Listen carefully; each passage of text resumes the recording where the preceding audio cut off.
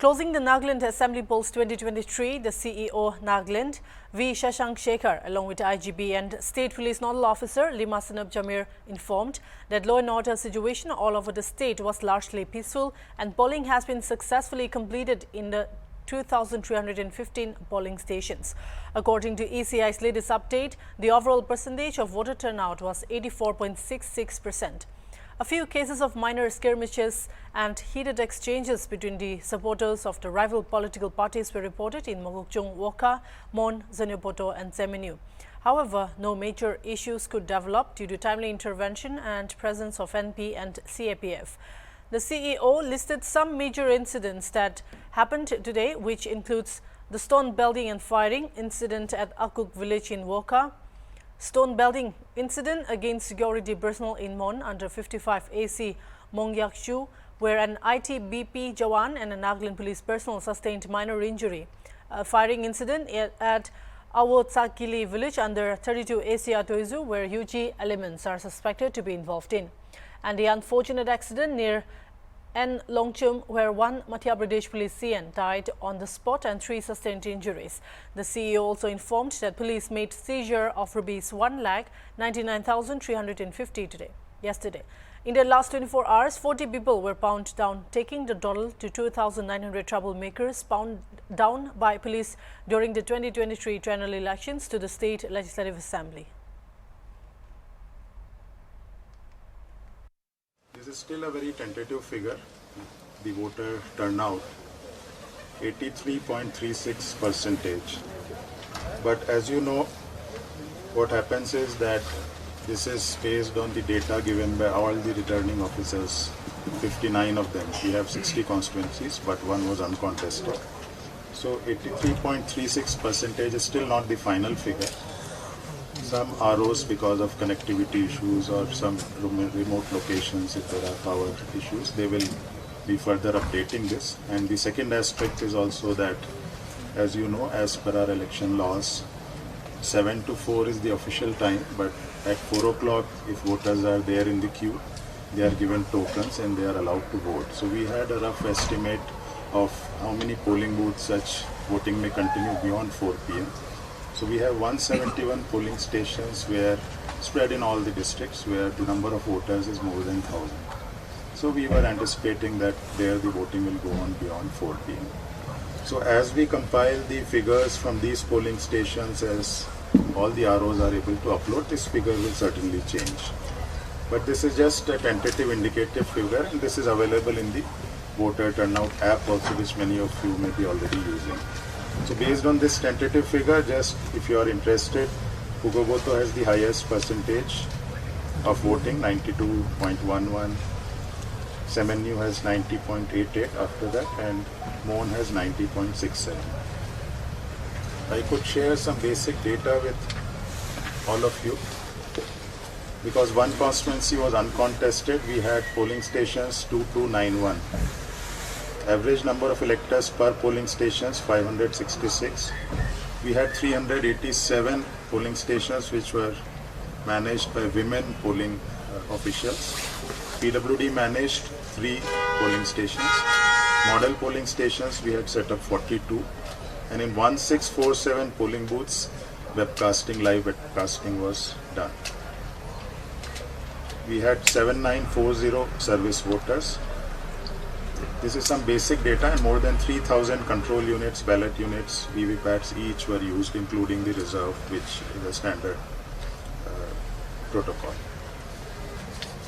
The preparations for this polling, as I mentioned, has been going on for several weeks, several months actually, whether it is the EVM commissioning, trainings at various levels, at the level of DEOs, polling parties, the entire machinery, the enforcement agencies which have been involved. So now, today that part comes to a close. So it will still continue into the night as the polling parties return and they submit all the polling material back to the district headquarters. And then second is the counting day. So as per standard procedure, tomorrow at 11 a.m. the scrutiny of all the various documents is also done at the district level. Overall law and order today was also all right. There were some incidents, but because of prompt action by our police and other security agencies and the district administration, the situation was brought under control. So that is the overall situation. Further details of some of those incidents, our police nodal officer is here. He will be giving. Yesterday there was also an unfortunate accident where one civilian lost his life and some were critically injured. We had to airlift them to the Mapco. But in a huge exercise, these kinds of logistics are there. These unfortunate things do happen. Today also one accident happened. We hope it doesn't happen in future. We try to take all precautions, but also these things unfortunately happen. That is the broad picture. I again thank all our media friends and all the different stakeholders who have actively participated in this democratic exercise. And to keep the law and order situation normal, I had also gone along with the DGP and the Home Commissioner to two districts, Wokha and Mokchung, which have seen some incidents of people violence. This visit was not today. It was day before yesterday. We had gone to these districts and we have personally reviewed the situation also. So this is the broad picture. After this, maybe I'll request our police nodal to also give a brief overview of the situation as it has been today. Esteemed media friends, like Sir has already mentioned, the overall law and order situation today was by and large peaceful, barring a few incidents of concern which were raised in Wokha. Then one incident was reported from Manyakshu and one incident from Atuiza constituency. So these were three major incidents, I would say, where because of the timely intervention of the law enforcement agencies, including the paramilitary forces, we were able to contain the situation. In Wokha constituency under 40 Bandari, in Akok village, in the vicinity of polling station 1 and 4, at around 6:30 a.m. there were some skirmishes that happened, which was followed by some gunshots. Accordingly, the polling party of MP police, which was stationed in the polling station vicinity, were guarding the polling station. They had to resort to firing. They fired 8 rounds in the air and brought the situation under control. When the mob ran off, because of the intervention of the sector magistrate and the commander, reportedly 2 persons were injured. I think both of them are not too critically injured. As of now, it has been made to understand that they are in Bandari hospital, but out of danger. So that was one incident that was reported early morning. Second incident happened in Manyakshu constituency under Mon, when some stone pelting incidents took place between the supporter of 2 candidates and one security personnel of the ITPP, the Indo-Tibetan Border Police Force, and one Nagaland police personnel was injured. But then again, the injuries were not too major, and because of the response by the police, again the situation was normalized. Firing incident was reported at Outsakili village at a distance of about 200 meters from polling station 2 and 32 AC, polling station 2 under 32 AC Atoiza constituency. There were 3 firing incidents, one at 10:30, one at 11:30 and the other at 1300. However, reinforcement of the provincial armed constabulary of the UP police and one section of E9 of Nagaland IRB and special team of DEF responded to the situation. This was basically a diversionary tactic. It was not targeted at any particular person in question. Basically, I think the miscreants were trying to take a diversionary tactic and carry out some firing. And these were all mostly blank firing, and no casualties or loss of life or property was reported. In an unfortunate incident, as our sir has already mentioned, an accident took place today again, while the team of the polling personnel and security personnel were returning back from Enrio Longcham, that is under Nalan subdivision. The vehicle which they were moving met with an accident, and one of the constables of the MP police unfortunately lost his life. His mortal remains has been brought to Wokha for necessary PM examination and will be accordingly taken to his state. The rest of the persons reportedly 3 injured, out of which one is seriously injured. They have been examined as of now in Muka, and depending on the gravity of the injury, necessary evacuation process will be started early morning tomorrow. Today, a total of 1,99,350 rupees was seized by the, by the SSTs and FSTs. The total seizure made by police during the MCC period was stands at rupees 35 crores 79 lakhs 49,059. So this is almost 10-fold increase than the previous seizures which we have made. In the last 24 hours, nearly 80 persons were bound down, mostly in Dimapur and some in Mokokchung. Those binding down actions were taken by the respective district police, because of which I think we were able to conduct the elections very peacefully and successfully. I would like to place on record the leadership provided by our DGP sir and all the senior officers in PHQ, and it has been a very well coordinated effort, though we had faced a lot of challenges in terms of skirmishes from different parts of the district. With the additional manpower of the CAPF which we had received from the ECI and the MHA, we were able to contain the situation, and barring a few incidents, I think today more so we have been able to complete the the huge task of carrying out the polling exercise in the best possible manner. So since all these polling parties are coming back and the presiding officer's diary is also gone through, and after that only a final decision is taken. So either late in the night today or even at the time of scrutiny tomorrow, which I mentioned will be done for all the constituencies.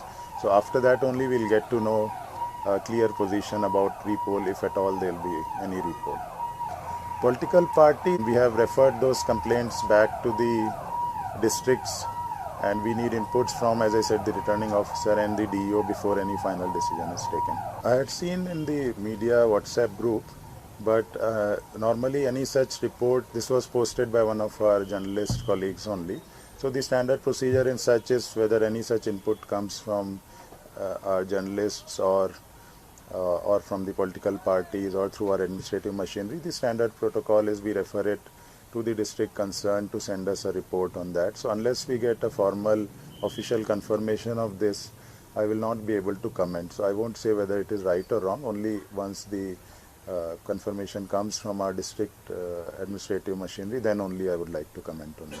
And certainly if something like that has happened, any kind of indiscipline in the election process on the side of the official machinery is never accepted, neither at the state level nor in the level of the commission. So action is always taken for any kind of indiscipline. But in this particular case, as I said, I don't want to comment without obtaining that official verification. We do not rule out UG elements, but at this point of time, the matter is under investigation. So since on a day like today, the first priority of the police is to disperse or to ensure that the polling processes are not disturbed. So once we were able to retaliate, after that the elements which are fired, they ran away from the spot. So this will be a matter of investigation in due course of time. There are 3 processes to a poll. We have the pre-poll, which also had incidents of violence. We have the poll day, which is today. So the poll day has passed off peacefully. Post-poll electoral violences are also prevalent in any state, anywhere in the country. So we do not rule out post-poll violences, but we are also equally prepared in order to tackle these issues. And then we have got additional companies of CAPF. Some of them will be retained through the director of the ECI. So post-poll violence, we do not rule out, but we are equally prepared to tackle it as and when it emerges. It depends on what you mean by peaceful or not peaceful. We are all aware that even as our IG Nodal said, pre-poll days also we had incidents. I also said that incidents did happen, but action was taken in time, and so situation did not escalate. So we all know that in that overall context, if we see, it was certainly peaceful. Yes, things did happen like that Boka incident which our IG mentioned, that some firing did take place. But when our security forces reacted, that was early in the morning when the mock poll was going on, and then those people who probably had some intention of creating a disturbance, they also ran away, and they never returned after that. So now our understanding is overall it was peaceful, but we are not saying nothing happened also. So you are all experienced in your own field, you have been covering elections, you have been covering law and order. So then you decide. We are just telling the facts as they happened. As per our preliminary findings, I think they must have injured when they were actually, trying to escape. And then some skirmishes also happened between these two supporters of these two groups. So it is not a bullet injury. So that much is clear. One was from the NPF, and I think the other was, I'll have to check back the data with I would not like to take the name of the candidate, but just give me a couple of minutes. I'll just verify. To see that the election is held in a free and fair and peaceful manner, including the clean election movement by the church, all of us, administrative machinery, the election commission, as we have interacted over the past several days, different initiatives we have talked about, including the villages which came forward themselves, starting with Niharka village under Newland district, where they said we'll ensure free and fair election in our respective jurisdictions. In Kohima also, Tizama village, Kebawasa village, even Kohima village came forward. Wokha, many villages came forward. Many tribal hohos came forward and passed resolutions. Student unions passed resolution. So, though process is 100% perfect, we all know that in the practical sense.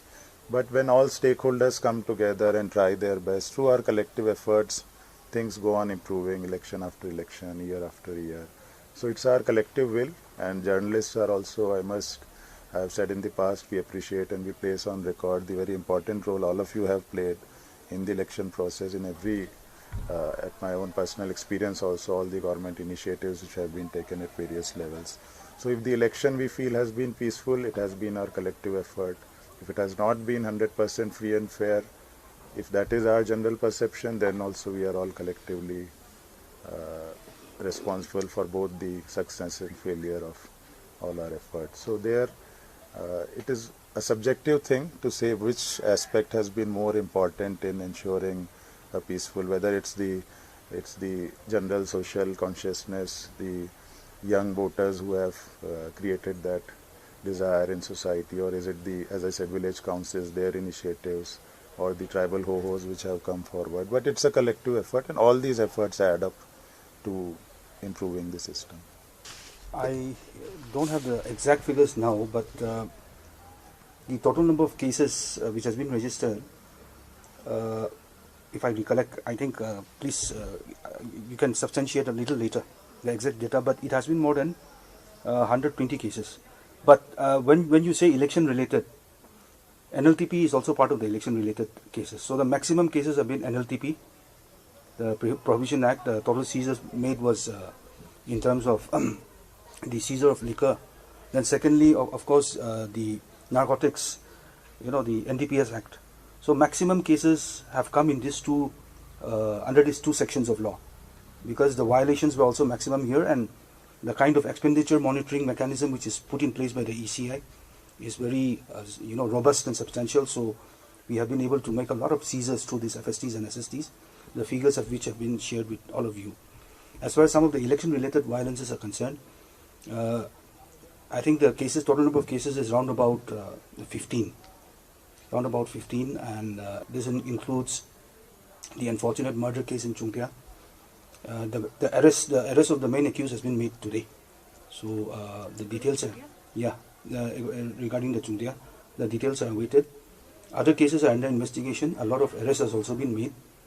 In fact, last night itself, in an incident, 25 persons were arrested and 2 AKs were also recovered from Mokokchung district.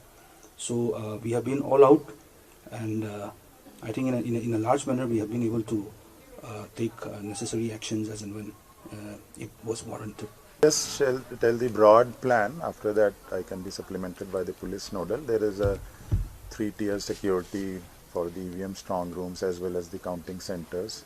So the inner circle, the closest circle is guarded by CAPF, Central Armed Police Forces. Then other two cordons are by the police, either the armed police or the state police, DEF, District Executive Force.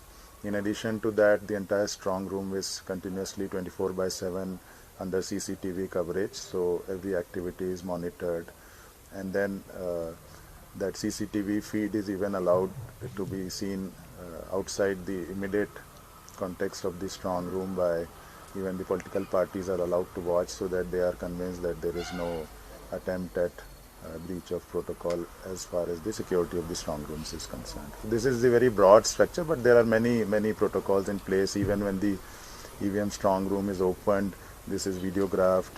Political party representatives are also invited at every stage. So many protocols are in place to ensure the security and safety of the EVMs.